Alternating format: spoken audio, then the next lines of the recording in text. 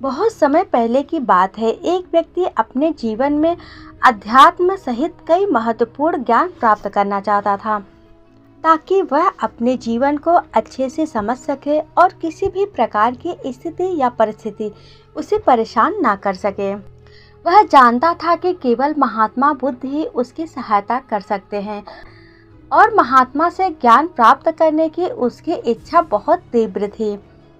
तो इस तरह ढेर सारा आध्यात्मिक ज्ञान प्राप्त करने के बाद अपने जीवन को बेहतर और सुखमय बनाने की चाहत में वह व्यक्ति महात्मा के पास पहुंचा। उस व्यक्ति ने हाथ जोड़कर महात्मा से कहा, हे महात्मा, कृपया मुझे अपना शिष्य बना ले। मैं आपसे बहुत सारा ज्ञान सीखना चाहता हूँ, ताकि मेरा जीवन बदल सके और मैं अपने जीवन में आगे बढ़ सकूं, अपने जीवन को बेहतर बना सकूं।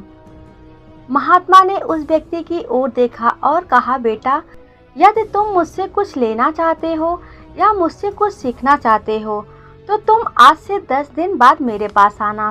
वह व्यक्ति 10 दिन बाद वापस लौटा और दोबारा महात्मा के पास आया। बोला, हे महात्मा, अब 10 दिन बीत गए हैं, कृपया मुझे शिक्षा दे दे। महात्मा का उत्तर फिर वही था, यदि तुम कुछ सीखना चाहते हो तो तुम 10 दिन बाद आओ। ऐसा कई महीनों तक चलता रहा। जब भी शिष्य उनके पास आता तो महात्मा उसे यह कहकर वापस भेज देते कि 10 दिन बाद आना। आखिरकार शिष्य का धैर्य टूट गया। इस बार हार मानकर शिष्य ने महात्मा से पूछा, हे महात्मा, हर बार जब मैं 10 दिन बाद वापस आता हूँ तो आप मुझसे वापस भेज देते हैं। मुझे आपके ज्ञान की बहुत ज़रूरत है, कृपया मुझे सिखाएं, मैं कुछ सीखना चाहता हूँ। महात्मा ने उस व्यक्ति से कहा, ठीक है, पहले जाकर 1 गिलास पानी लाओ। वह व्यक्ति उनके कहे अनुसार 1 गिलास पानी लाया। इसके बाद महात्मा ने कहा, जाओ और 1 गिलास पानी लाओ। वह व्यक्ति महात्मा के आदेशानुसार पानी से भरा 1 गिलास और ले आया।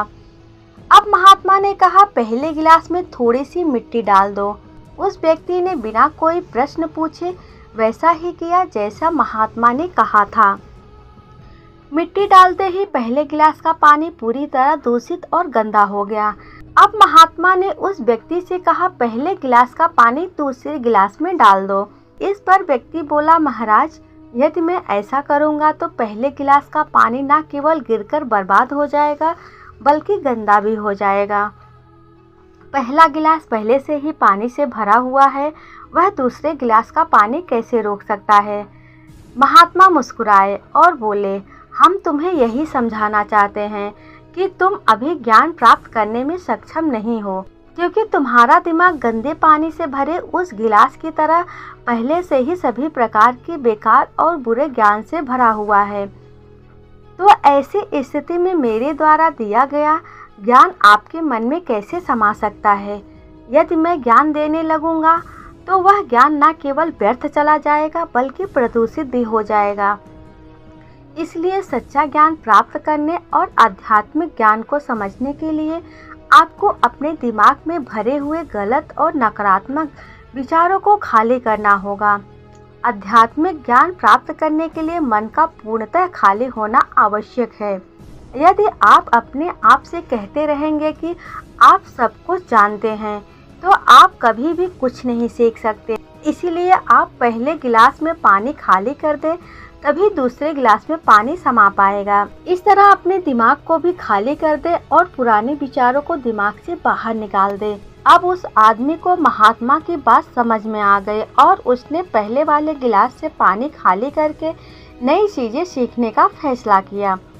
दोस्तों, इस कहानी से हमें यह सीख मिलती है कि हमारा दिमाग एक पैराशूट की तरह है।